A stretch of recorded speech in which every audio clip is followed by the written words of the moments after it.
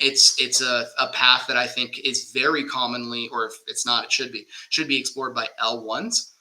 Because I definitely think if you're an L1A and you're a manager, a big deal, with your foreign company, and you're coming into the U.S. to work on the U.S. entity, you've got a set number of years that you're here, 7, I believe, 7 years. So maybe if your company's not willing to sponsor you for permanent residence, you think about building up that resume to transition to the O1.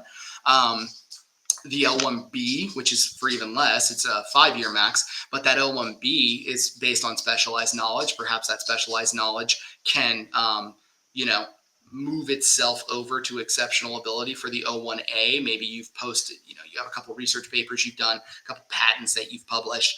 You've been recognized in a couple peer-reviewed journals or articles. Those are all things that you can either bring with you to the table or build up after you start residing in the U.S. and working with your U.S. employer. And I think when you build that up with and through your U.S. employer, it's an easier sell to explain the O1. Hey, I did X, Y, Z. I didn't qualify for the O1 as a result.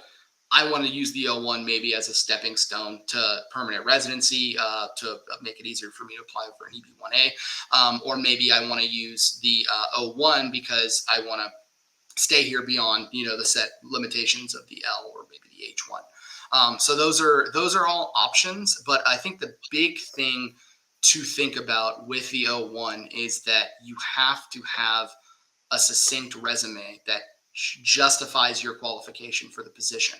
And a lot of people do not have that.